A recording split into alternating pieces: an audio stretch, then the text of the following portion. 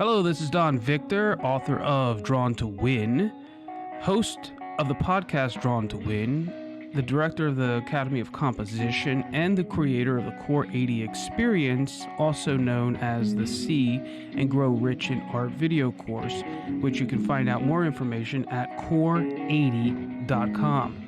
This is the Drawn to Win podcast, where I have the incredible privilege to draw artists from around the world into fun and meaningful conversations around art and life, and yes, maybe even a little food. You can hear us each week on iTunes, Stitcher, SoundCloud, and YouTube. So make sure you subscribe so you always have a seat among friends. Let's get into the show. Hey, Marty, welcome to the show. Well, thank you for inviting me. I'm very honored to be with you. Indeed. So let me start with this simple question. What are you working on right now?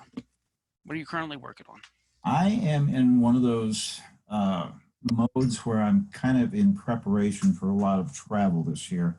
Interesting. I'm lucky enough to be selected into 3 or 4 national shows, and I just did my calendar for the year, and I'm going to be gone from home a little over 3 months, which is unusual for me. Wow. I've been stockpiling frames and preparing panels and buying paints and brushes, and on occasion I do little pieces here and there. I'm teaching a workshop in St. Louis right now. Okay. We're in the last week of a 6-week class that I've been teaching, landscape painting, and I've done several demos, usually a demo for each of the 6 workshop days. So on occasion I will post those on Facebook and maybe tweak them a little bit, but it's kind of fun because my students then see them and make comments about, yeah, he got that one done in about 10 minutes. So things like that. Kind of fun. And what are the workshops based on? Like, what are they? What are you teaching in them? Well, it's an oil painting workshop. Since it's started in January and now February, we're not able to go outside much, if any. So it's more of a studio type workshop where I just describe the materials that I use and demonstrate what I do, discuss how to set up, how to present your work, how to basically, we've got a wide variety of people. We have 10 people in the workshop, everything from beginners to people that have already been on the trail, as they say. So it's informative for them. It also helps me. I tell my students, it's good for me to go back and review what I think I know, because sometimes it takes me a while to reestablish some of the things that I find intuitive, but actually try to put in words is kind of tough. Indeed, indeed. They always say teaching someone is the best way to actually learn something. Oh yeah, absolutely. I've got an artist friend who also is a pretty well accomplished author, and he surprised me once by saying, if I want to know something, I need to write a book about it. And he's done books on gems. He's done books on all kinds of things that he wouldn't have any other avenue of learning about, but then he goes and researches and finds the subject quite interesting, and he becomes a better person for it. So I agree. I like that story, because one of the joys that I got from illustrating was having an assignment about something that you had no clue about, and you had to go research it and learn it, and then you start building this knowledge base of all these, I don't want to say random, but somewhat important and random, and all this different kinds of information. And and as a creative, you have this just natural ability to really pull and compare it and see things from a different perspective. And so I think growing in knowledge was, in a way, kind of more of a joy than actually illustrating the piece. It was kind of strange. Oh yeah, I agree totally. It's kind of fun. I did architectural illustration for Oh, wow. years. I was one of those lucky kids that even though I didn't have art classes in high school, I sent my portfolio off to the Art Center School in Los Angeles, thinking I wanted to be a car designer. And Okay. my high school counselor back in 1966, when I graduated, uh, gave me kind of a negative input. He said, I checked into this school. I talked to the registrar, and many of the incoming students have 2 and 4 year degrees. Here you are with no art classes, and you're a high school. I said, okay, I'll just take my chances. I sent my portfolio out, and when I got my acceptance letter, I had to put it in his face and say, I'm going. So that was great. The downside of that part of the story was my dad passed away shortly before I was to leave. Mm, And yeah, it was tough emotionally, but the other part of it was we lost his income. mm, So I got through 2 trimesters. It was more of a trade school setup than it was a college. okay. And, it was quite expensive. So after 2 trimesters, I had to come back to St. Louis. Actually, Warrenton is where I grew up, which is west of St. Louis, and got into the junior college. It was those years of Vietnam, so I didn't necessarily want to pack a rifle and go off to overseas. So I was able to stay ahead of the draft board barely by staying in school. But lucky again, I ended up getting help from my professors to get a summer job. And they gave me a bunch of phone numbers. I tried several studios, and they kept pointing me toward a guy that they knew was doing illustrations on buildings. Hmm. And it was kind of funny because the school had asked me just months before, could I do an orientation map for the college? And they handed me a aerial photograph of the campus, but there were 3 buildings that hadn't been built yet. And Hmm. so they handed me this photograph and a big roll of architectural drawings. And it took me about a month. I used a full sheet of illustration board, 30 by 42 or 32 by 40, I suppose. Anyway, I came back with this black and white tempera rendering, and they were very pleased. My brother went to the same school years later and said they were still using it for like 10 years. Oh. And they wanted it in black and white so they could print it in different colors every year because classes would move from one building to another on occasion, and they just didn't want it all fixed at the beginning. Mm-hmm. Anyway, I showed my future employer this painting that I had done, and he was pretty darn accomplished illustrator in his own right. In fact, he and Bernie Fuchs were buddies at Washington University in St. Louis together back in those days, in the 50s. And Bob Whitesett became my mentor. I became his apprentice of sorts. In fact, the first week I was with him, I said, Bob, I have some money saved up. I don't need an income for the first week, but what you're doing is so fascinating. I just want to watch. So we hit it off very well. Nice. And I learned a lot just watching him in that first week. I still messed up a couple things in the second week, but we became partners in about 3 years, and we're together about 20. Wow. And then life kind of changed for me. I decided it was time for me to go my own way, and it was fine. He and I are still friends today. Beautiful. But I did another 20 plus years on my own. Oh, wow. So when you were partners, what were you partners in? Like, what was it that you did? What was your business? Our business was architectural illustration. We did models. Okay, gotcha. Things, yeah, in the architecture and builder trades. We were pretty much the only game in town in St. Louis for the first 10 years. Then we started a little bit of competition, which was good, but but you had to crush them.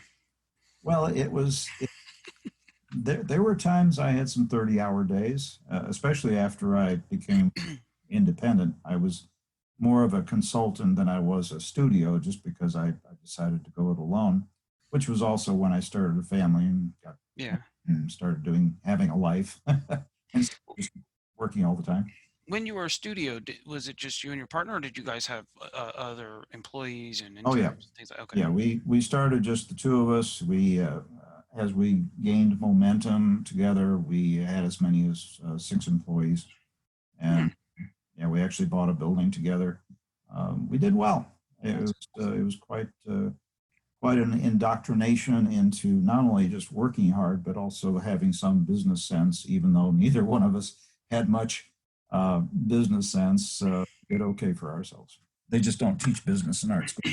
no, they don't. That's why, if you don't mind, I'd like to ask a couple more questions around there, Sure. just so that people are listening and Mhm. kind of curious about the business of art, or that kind of thing. Um, I always fascinated when artists talk about their studios in partnership with others, because nowadays we kind of have this mindset that, oh, if you're an artist, you have to be alone in your studio painting off by yourself. And we're back in the olden days, if you will. It Mhm. You kind of were, you weren't really an artist, you were kind of like a design firm, right? Mhm. And so people would come to you and say, hey, we need these paintings, or we need architecture, or we need tile Mhm. work, or we need whatever it was, Sure. and then you design. So in your process, um, if there's the laboring, the actual execution of the final pieces and products, Yeah. who was in charge of actually coming up with the ideas and designing that stuff out, and planning that? Was that you Mhm. guys, or did that come from the architects, or like how Yeah. did that Yeah. work? Our job was basically taking the architect's drawings, Mm-hmm. like when I was in school with the campus thing. Um, Many times they would also give us physical material samples, brick samples, shingle samples, metal, whatever it was that we had to match, because we were basically product illustrators. We had to portray Mm-hmm. a building that hadn't been built yet. We'd have to take those architectural drawings and construct a very tight to scale perspective drawing on illustration board. Then we would, by whatever means, paintbrush, airbrush, pencil, uh, color that up. We would uh, populate it with some people and cars and put some trees around it and make it as pretty as possible, and deliver it on time. That was always, The uh, hard part. we could not deliver something late, or that might be the last job we would do for that client. Uh, Yeah. Always a meeting waiting for the illustration. Um, They then would use it as promotional material, not only to sell to their client, but also sometimes as a billboard or announcement in the paper, magazines, oftentimes renting or leasing space in the building. There would be a promo sheet that would have our illustration. So we did a fair amount of uh, visual aid to the architectural community in those days. The reason I don't do that anymore is obviously the computer age came upon us. Yeah. And what started happening in the last few years of my practice were the younger uh, people coming out of college as architectural um, uh, designers, uh, Mm-hmm. specializing in computer animation. And it came to a point where um, they would take my physically hand done illustration and scan it. And if changes would occur, rather than calling me for changes, they would simply have their people make the changes digitally. Yeah. And then it got to a point where the clients were demanding things so quickly that I just couldn't keep it up. There were many times when my kids were young, I'd get the call on Friday afternoon, 4 o'clock, and put up the meeting Monday morning at 8. So there goes the weekend. Wow. It got Wow. old, and Yeah. yeah, I got to a point where my family and my time were more valuable than the next architectural job. That's why I, got into doing what I do now, which is uh, just a freelance illustrator, but also fine art painter, and my specialty is landscapes. And I've got uh, something like 20 events I'm going to try to do this year. Wow. Wow. Something like 90 days away from home. So I'm going to separate this from the fine art painting, which is the landscapes, right? And then Mhm. you still do some illustration work. What the illustration work, is it still architectural in nature, or is it that something else? Very seldom do I even get commissions or calls anymore on Okay. architecture. There's been times when I've done um, old, a historic house, or um, there was a mortgage firm that had me doing little promo pieces for them Hmm. years back, and it was kind of a one or two or three, sometimes a week sort of thing. When I was going into St. Louis, I would take the information through my phone. They would give me a picture of the property for sale, that sort of thing, and I make a quick sketch of it. But Cool. it really isn't what I like to do anymore. So when Yeah. they became a little too demanding, I said, I think you need to find somebody else. So yeah, I've gotten a little bit cranky in my old age. Well, you protected your time, you know. Yeah, it's When you're 20, you got a life to waste. that's You right. know, Well, you get a little older, you know, you protect 20 seconds. Like, hey, you know. yeah, it does make a difference Huge. because in the span of time, yeah, I look back and how much my values have changed. I mean, I was 42 years old before I even got married. That's a little. Wow, really? You're like We my just best had our friend. we had we had our first grandchild just 2 months ago. So yeah, I got into the game of life a little late. That's cool, man. That's very cool. Now that makes sense because you're like, yeah, I had a partner in the business, and then you left that, and then you got married and started a family, right? Mhm. And I was trying to calculate that. I'm like, how does that work out? You know? Mhm. Oh, okay. So you Yeah, married it late. Okay, I'm that's older than dirt. That's all there is to it. that's funny. So let's talk about your fine art. Yes, Okay. sir. So you Hmm. do these landscapes. I saw that video on your Hmm. website, Yeah. which is very very cool.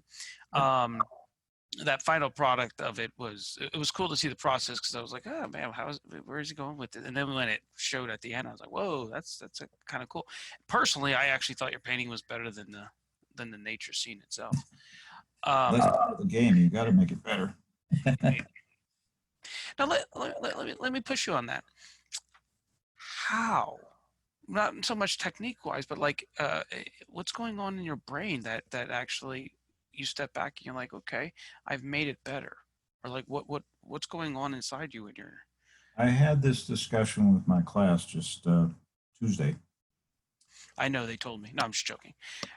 No, they were wondering because I have done several of these demos just out of my imagination, Hmm. and they wonder how do you get such realistic looking landscapes if it's just from your imagination. And I go to people like um, Tom Kincaid Hmm. with James Gurney Art Center School, just where I was, back in 67, 68. They used to go up in the mountains in California and they'd do plein air studies. Tom Kincaid later won the Arts for the Parks competition, got $100,000 way back then. A lot of his early work was very realistic. Um, he liked to work, from life. And what he became famous for later was his imaginary little cottages with the lights coming out of the windows. And, these places didn't exist. Hmm.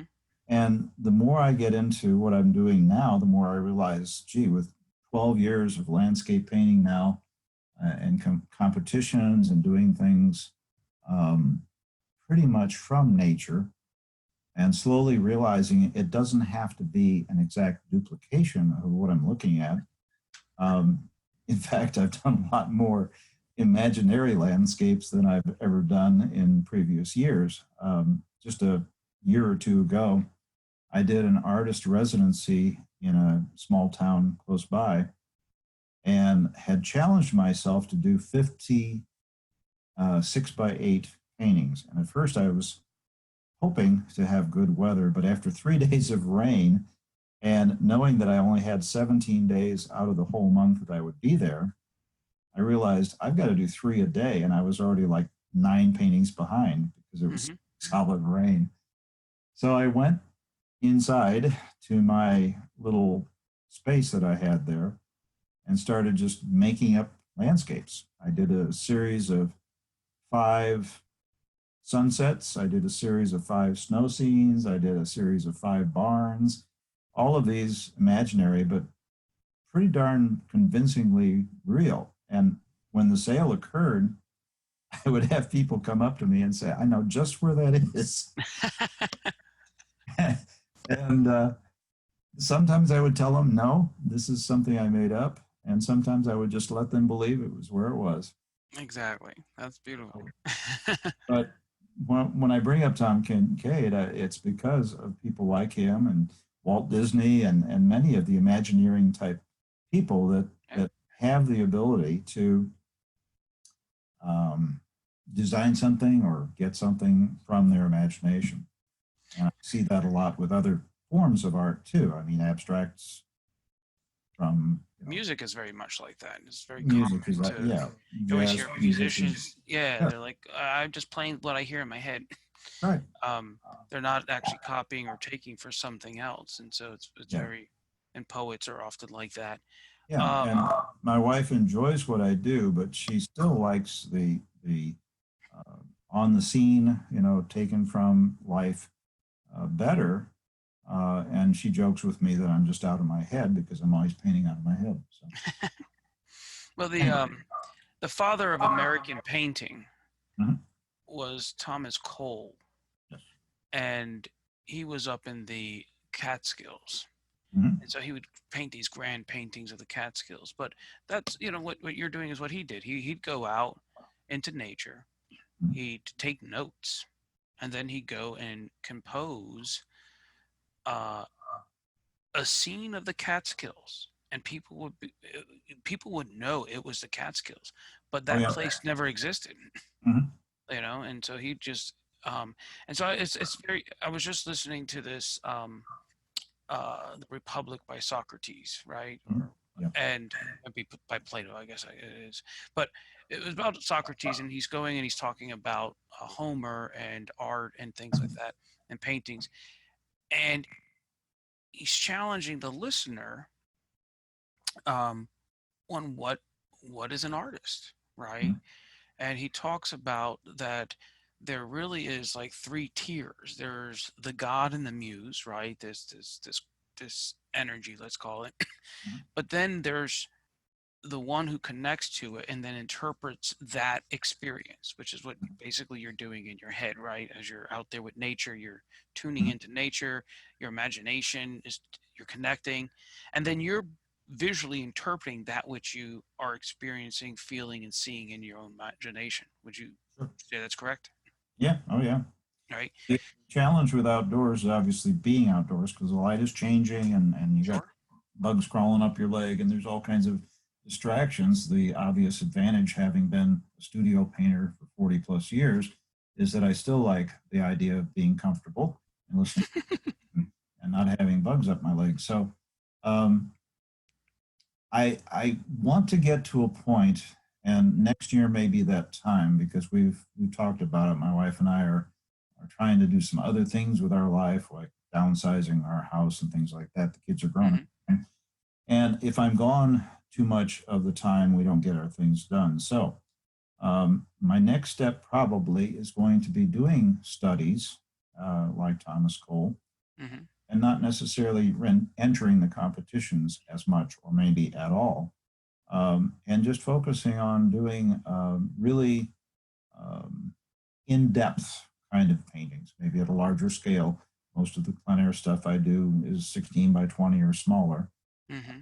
but I really kind of want to get into doing some large, more serious pieces, get into some more galleries, and just let it slow down a little bit. I mean, I'm going to be driving out to Scottsdale in a couple of weeks, taking a class with Mark Boges. I'm really looking forward to taking the class with him.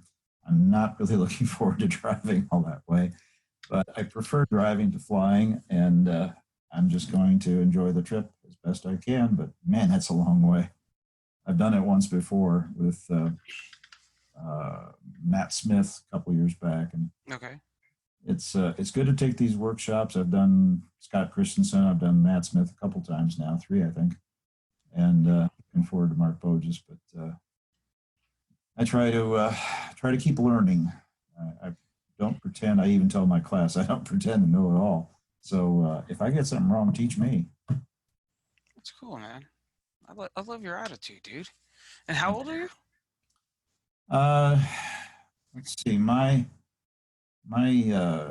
kids are 24, no, 25, 27, and 29. I was married at 42. We just had our 30th anniversary. So I will turn 73 in October. Really? Most people look at me and think, you're not that age, are you really? And, I don't feel that age. I got a few aches and pains, but I've been very lucky all my life. And, we talk about our creator, and I've become a little bit more aware of who he is and what he's done for me. Mm. And I'm eternally thankful that I'm still around and still able to do what I love to do. It's just, it's great. You mind if I ask you a little bit about that? Not at all. Like something with these newer podcasts that I'd like to do is to get a little bit more into that relationship, especially as creatives, Oh, yeah, sure. Um, and so when you're out there, what is that? When you're out in the woods and you're out in nature, you're in that moment of painting, Mhm. and how is your relationship with the creator different than when, let's say, you're sitting in front of a TV? Well, there are no dumb questions, and I don't think that was dumb at all. Um, how is it different?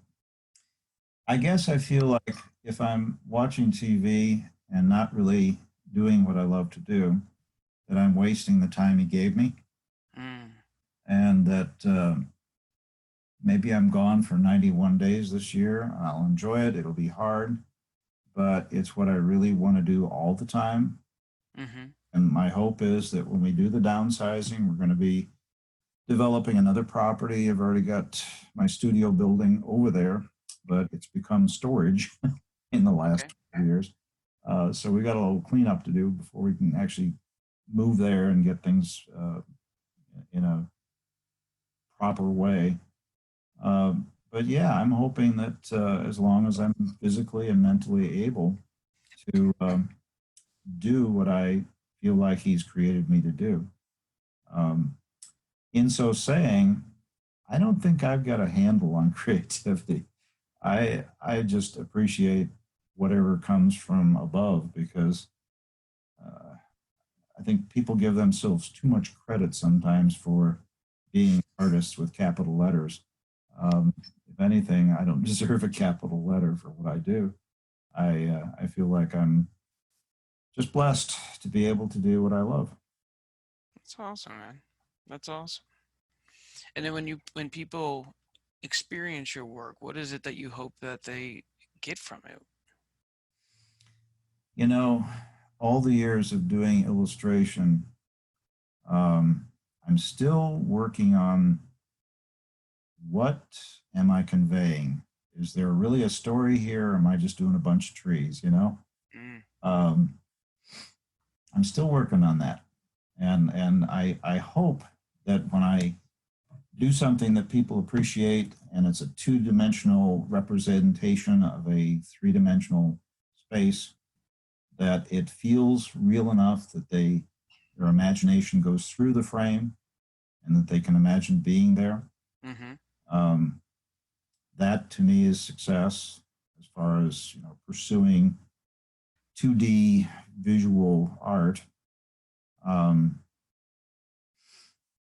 it's not dissimilar in a way to my friend writing his books, where he tries to both inform but also take people to a different level of reality where Mm-hmm. they're talking about gems, they're learning things they didn't know. And maybe there's something about that tree that they would never experience otherwise. Um, I was telling my students recently, if you look very closely, the tonality of that tree is different from the top to the bottom. Even the branches coming forward are slightly different than the branches going away from you, both tonally and chromatically. And it goes back to things that I've taken, classes that I've taken. I had a very good friend uh, who I was taking a class with point out that I'd missed the yellow in the white siding.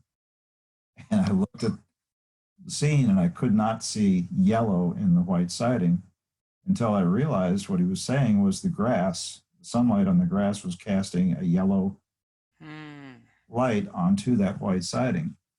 And the more I looked, the more I could see it. So, yeah, learning to see, learning to think, I guess, a little deeper. Um, I'm still working on that. I'm not there yet. Um, I was going to ask you a question uh, that inspired me to think, but what was it? It was kind of like off on the um. Oh darn it! Oh, there's another sort of aspect of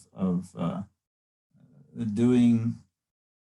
I like to do oil paintings rather than other medias. Okay. I've done pastel. I've done uh, pen and ink.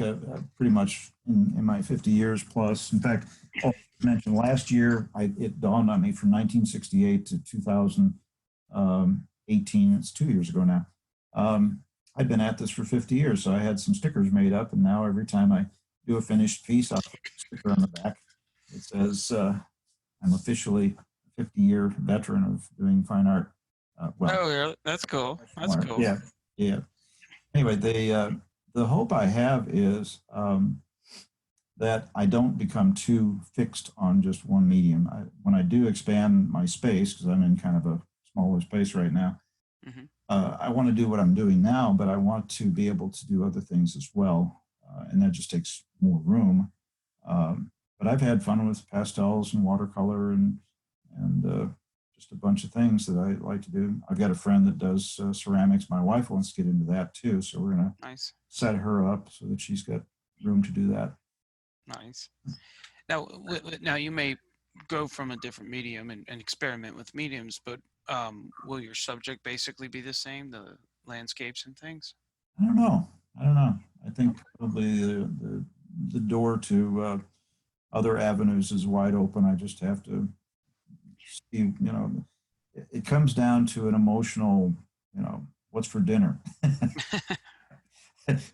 Do I want this or do I want that? And when I think about pursuing art, I have a fun story. I have a friend. I've got two older gentlemen groups that I meet with for coffee. Sometimes, Hmm. but this other group is more like maybe every month or two. And one of the gentlemen here in Washington, Missouri, has a prized bull, and Hmm.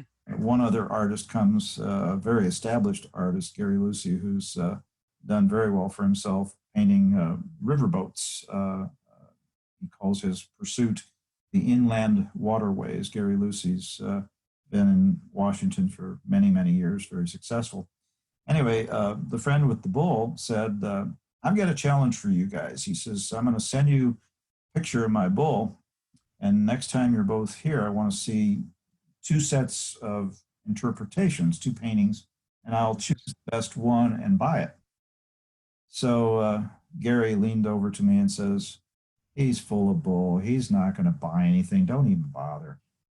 So the next time I was ready to come to this group's meeting, it just so happened my wife had to go in to work early. So I found myself with about 2.5 hours before the meeting would occur.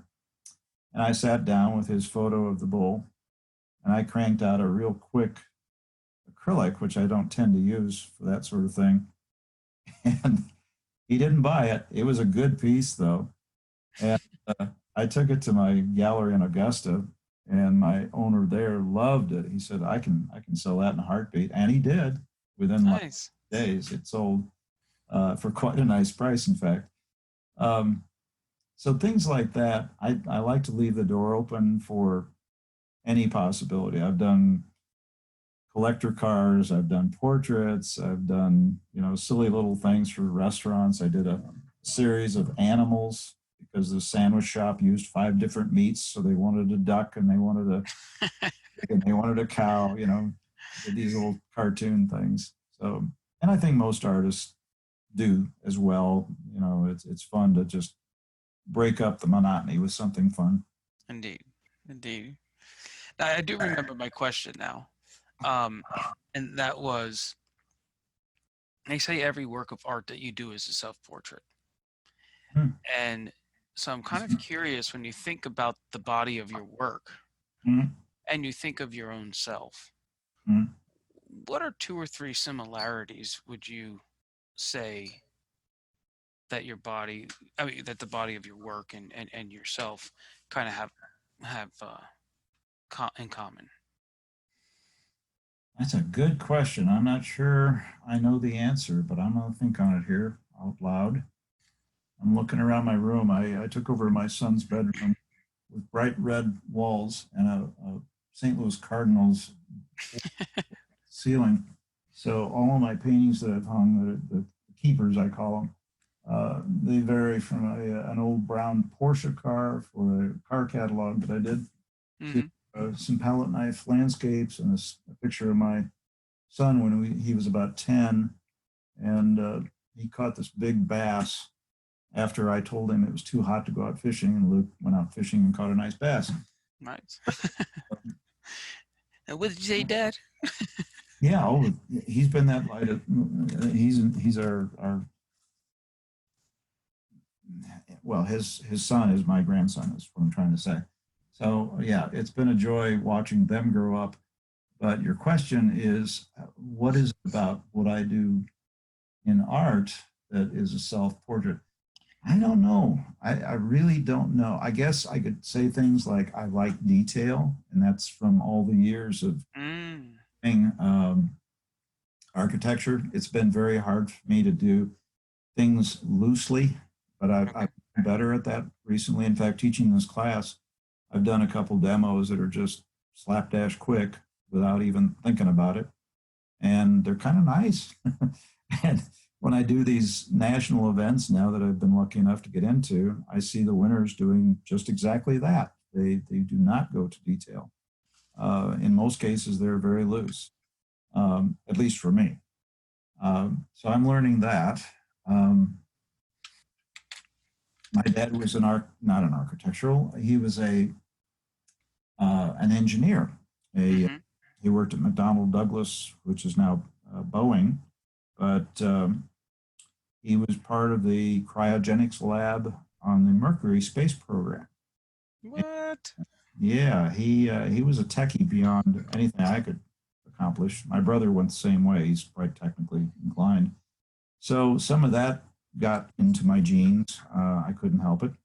Um, but when Dad and my brother were working on cars, I was in the bedroom drawing and painting pictures. So that was kind of my destiny. I knew early on I couldn't change it. Hmm. It was nice that I was able to pursue that because I knew that the technical thing wasn't going to work for me.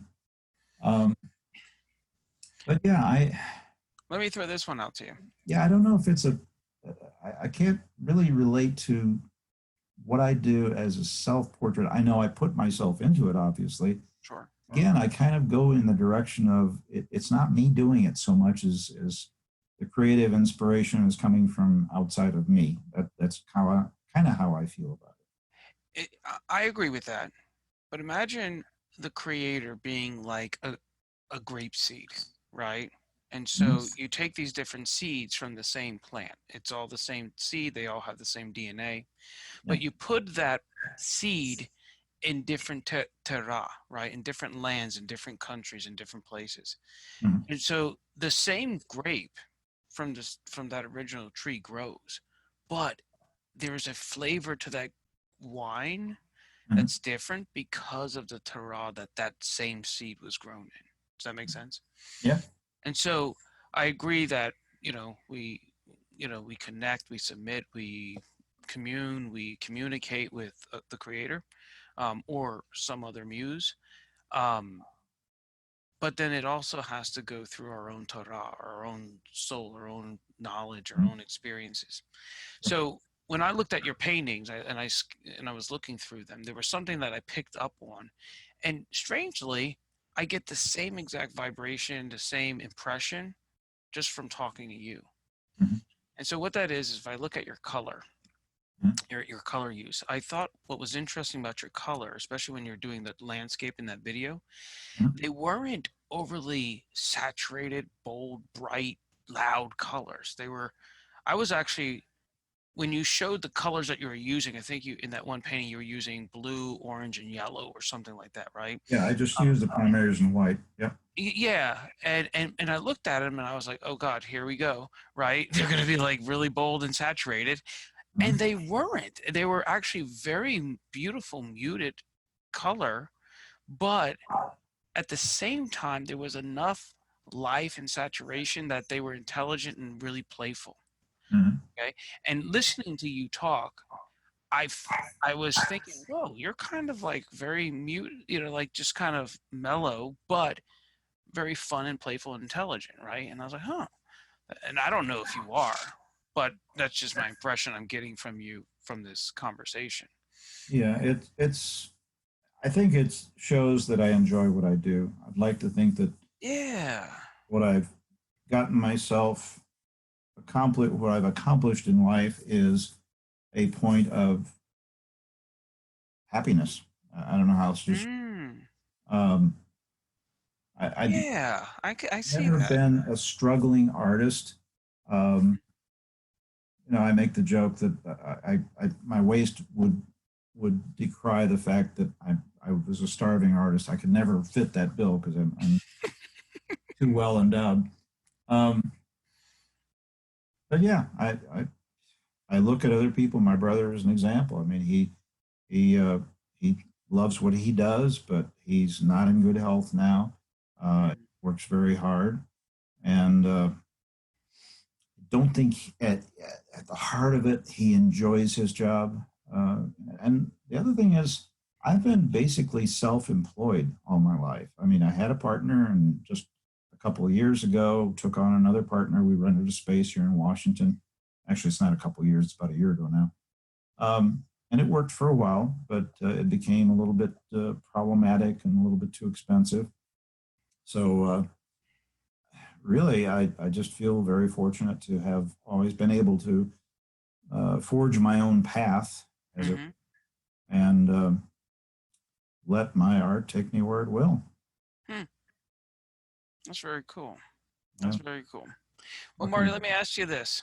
I, If you had like a young artist coming and they were just skipping and strolling by your studio and looked in and you said, hey, come on in, and you guys sat down and have a cup of coffee. What's something that you would advise this young artist in? well, teaching a class makes me reminisce about what I've been telling them. If you're not good at drawing, Mm, get a sketchbook and draw every day, every chance you get. One of the lucky things for me early on was that I could draw, and I think I mm, filled out that little form. Um, no, I'm confusing this with another form I was doing just before I spoke with you. Anyway, my dad was something of a sketch artist. He had, in his early years, a photo album of his adventures in the mountains near mm, Calgary, Alberta. He was something of a mountain climber. And early on, I remember seeing his photo album, these little square black and white photographs, but intertwined between the photos, he would have funny little sketches of guys with huge backpacks being passed as they were going uphill by snails.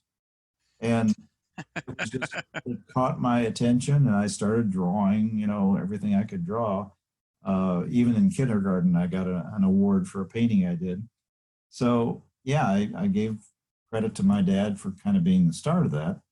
Um, and throughout all my school years, I would just draw. I'd take my notebooks and draw pictures on them. My dad and I were into plastic models, and I remember we built a USS Constitution, one of the old sailing ships, and I drew that darn thing on every notebook that I had with all the rigging and the cannons and the clapboard siding and all the stuff that was detailed in there. And I just had a great time drawing and loved, the fact that I could make something look pretty real.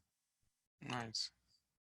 So yeah, a student, anybody that I teach, that's paramount to me is become really good at drawing. And this last Tuesday, I instead of having them work from anything of landscape, I brought in objects and we all just spent the 2.5 hours drawing these objects and trying to get the proportions right. I mean, there were things like hammers and screwdrivers and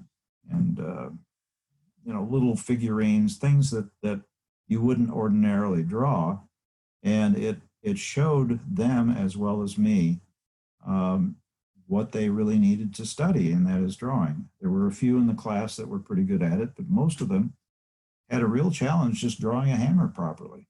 They would get things off center and ill proportioned, and it gave them a challenge that I think they needed. Who was outside of you just drawing yourself? Was there ever a friend or a partner or a teacher or an instructor or another artist that really helped you like elevate your drawing game? Uh, the only chance I had in high school was a shop class, and I was able to draw an A-frame house for my instructor. Mm, And he later invited me to his house because he knew that I had some skill with drawing, and this set of drawings that I did of this A-frame house kind of impressed me because here I was, whatever, 16, 17 years old. mm-hmm. And he asked me about what I was planning to do after high school. I told him about the art center, and he was very encouraging. But no, I don't recall beyond just my dad's sketches really having any friends that were uh, much into visual art. I remember we had our class elections, for the officers of the senior class and junior class, and they would come to me and ask, "Could you do uh, drawings of the candidates?" And what they would do is, back in the day, they would run mimeograph copies, and during the election, everybody had a drawing of their favorite candidate pinned to their shirt. Nice. So I even then had opportunities to display what I did. The yearbook had some seasonal drawings I did for them. I did a backdrop for the school play. I did a volcano that during the performance, somebody forgot to sandbag, Mm-hmm. and the flat fell forward, and the kid behind the flat was using glitter and a fan to try to emulate smoke and fire coming out of it brought the house down. It was so funny. That's hilarious. Have you ever felt shy or reserved about stepping forward and producing artwork or showing your artwork or, you know, taking up an opportunity to produce artwork? Not so much shyness, but I'm going to call it maybe reservation. Mm, I I've been reserved about going national. I've done very well regionally, hmm. uh, Missouri. I just haven't wanted to travel that much. But it's taken me 10 years and more to actually try to get into these national shows just because I didn't want to think I might fail. Hmm. Out of the four that I entered this year, I got into three and I'm on the waiting list of the four. Oh, nice. last October, I was gone for nearly the entire month with several shows that I did, enough to sell enough paintings that I actually paid off a loan that I had taken 19 years ago. So, What? That's awesome, dude. yeah, it really helped to feel like I could succeed on a national level, but at the same time feeling like, gee, I should have done this years before. So, Yeah, that's always the little whisper that comes in, right? When you finally achieve something, you're like, "What?" It well, was. I see what goes on with a lot of my friends that I've met, even in the regional events. And there are times when it feels like, gee, they've passed me up. They've gone way further than I have. But then again, even if it's catch up, I'm catching up pretty quick. So Yeah, I feel that's cool. That's very cool. Um, so let me ask you my favorite and most important question of all. got to be food, right? What? What? What? You watching all? You listen to my podcast? You know what this question is? Yeah. uh, I thought we were getting there. So, what's something that you love to eat, or a food story that you'd like to share with us? Okay, a food story. Without answering your question, my dad was 6'4", 240 pounds. My mom was 5'3". I will give her weight. I ended up being 5'9", my brother 6'2".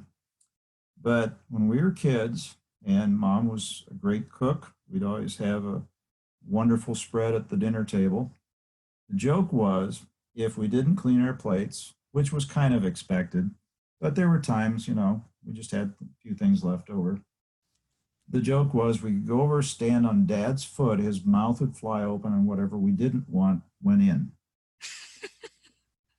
Now, I think there may just be a genetic thing about my ability to eat almost any food. I don't know that I have a favorite of anything. I like food. Um, but I did have the good fortune to go to Italy years ago. Mm. And if I were to make a choice, Italian food is really good, especially in Italy. I was very surprised that stopping at a trattoria in midday, Mm-hmm. and you'd go in, there would be no menu.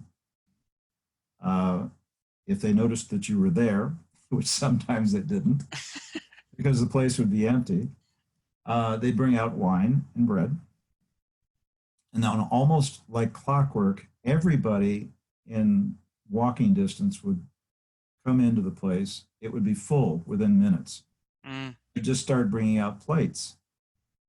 And it was always wonderful. Whatever it was just good. I mean, Oh, so you just went in, they just fed you what they made that day. that's right. Oh, wow, that's awesome. Yeah, it was just. You eat what we give you. Yeah. Oh, yeah. Yeah. And you be happy. Pay us lots of money. I remember one time, though, making a request because I'd had something with gorgonzola cheese.